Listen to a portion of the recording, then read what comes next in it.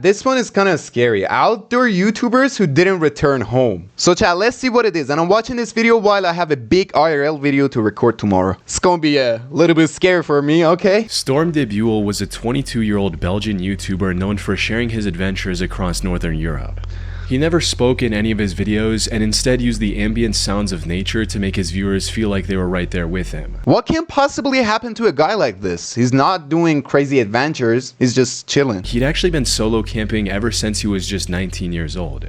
At one point, he even biked over 3,700 miles or over 6,000 kilometers across Sweden all on his own. So he had plenty of experience surviving in the wilderness. Yeah, he had actually plenty of experience, and nothing dangerous and nothing bad can happen to you while solo camping in the jungle. Like, what can possibly happen? Like, the worst thing might be getting kidnapped by Epstein or something like. When nature turns unpredictable, even the most prepared adventurers find themselves struggling to survive. Why? Tragically, that's exactly what happened with Storm on the night of October 29th, 2024.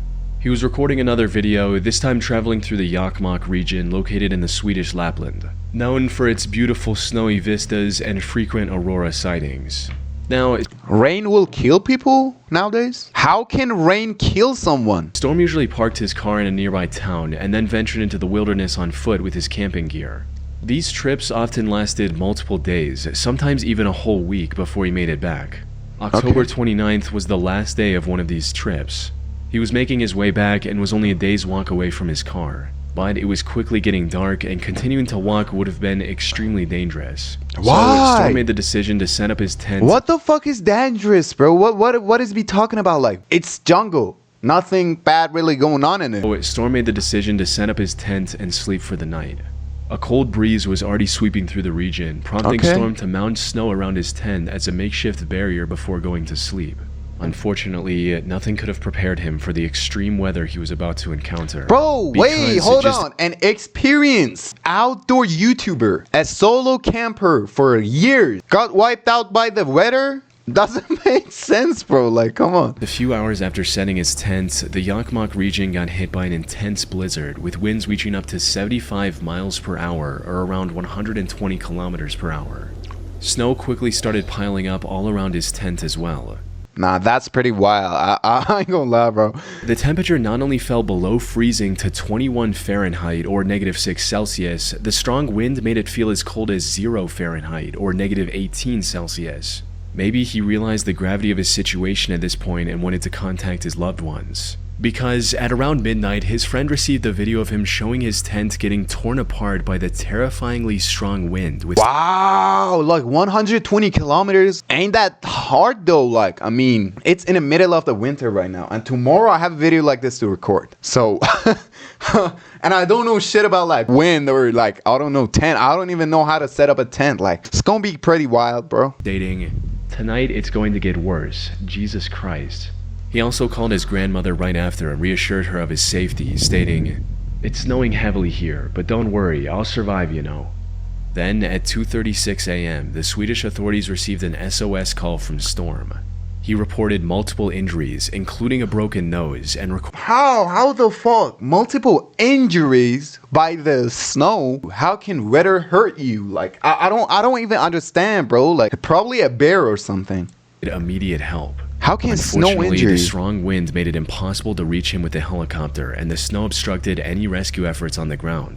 The blizzard eventually subsided at around 10 a.m., and the rescuers rushed to Storm's last known location. Also, this is the snow we're talking about. The snow in my mind was a little bit different, like. Sadly, by the time they found him, it was already too late. So the lower half of his body had turned purple due to the extreme cold, and even the blood on his face from the broken nose was frozen solid. Oddly enough, he was found roughly 1.6 miles or 2.6 kilometers away from his collapsed tent. It's unclear if he was forced to ditch the tent after it collapsed. So what the fuck, bro? You telling me wind took him couple miles? He might be the worst. Or if he set out before that happened. In either case, he was walking towards his car when he likely fell, broke his nose, and then contacted the authorities. The only silver lining in Storm's tragic end How can you be such a... is that at least he died doing what he loved, as he told his father when he first started going on these solo camping trips. "Dad, it took me a long time to know what I wanted. but that's what I want. Okay, that was pretty wild, bro. Like, it's just the first one, but that was pretty wild. Like, it's a hard death, you know? It's a hard way to do that. Hannah Rose Moody was a 31- Hey, hold on, bro. Why all of these outdoor YouTubers who didn't return home seem to be at the same spot that I'm going tomorrow? I think these mountains or something like this is one of the locations that I'm gonna go tomorrow. Old YouTuber and influencer from Scottsdale, Arizona. And while most of her content on Hell no, I think it's the same. YouTube revolved around her faith as a Christian, her Instagram account posted mostly different content. There, she made regular posts about her hiking adventures across the rocky desert terrain of Arizona. Oh, nice. Hitting the trails several times a week had become a natural part of her routine ever since she moved to Arizona 6 months earlier. Bro, she's just walking in the desert. Don't tell me she died walking in a desert. It's not possible, gang. 21st was supposed to be no different. She got up early and quickly drove to the Gateway Trailhead located in the McDowell Sonoran Preserve. What the fuck is that? She parked her car and began the roughly 4.5-mile or 7-kilometer hike across the Loop Trail. It was a moderate... Wait, bro, you know what is we talking like 4.5 miles? She just walked, not even walked. Like, look at the surface. It's not just random walking, bro. She hiked the fucking mountain for 4.5 miles. It was a moderately challenging trail with a rocky path and noticeable elevation changes, but nothing Hannah hadn't tackled before. She felt fairly confident she could finish the hike in under 3 hours and even made plans to hang out with friends at lunch. Unfortunately, what started as just another ordinary hike ended with a devastating tragedy. Oh, what can possibly happen in this situation, bro? Her friends were the first to sense something was wrong when Hannah didn't show up for lunch on time. She didn't send any messages about running late and wasn't picking up her phone either. It wasn't like her to ghost people out of nowhere. So, after waiting at the restaurant for many hours, her friends decided to check on Hannah at her home at around 7:50 p.m., hoping she was simply resting after a tough hike. But when they arrived at her house, her car was missing from the driveway. Oh, she didn't come back. Hold on. Genuinely, what can possibly happen in a hike? Tell me one threat. Seeing this, they immediately contacted the authorities.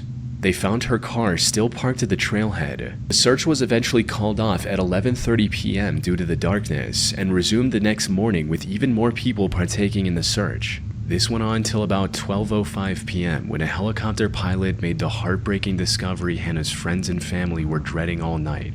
100 yards off the trail, rescue 600 yards. discovered the remains of Hannah Moody lying face down on the desert ground. Hannah was dead. How? Bro, she was just walking. A bear? It's a fucking desert. Bears are living in jungle. Had been for several hours. However, there was nothing that could explain her end right away. There were no signs of foul play, no intoxicating substances were found in her system. She didn't even have any serious head injuries from a fall or stumble.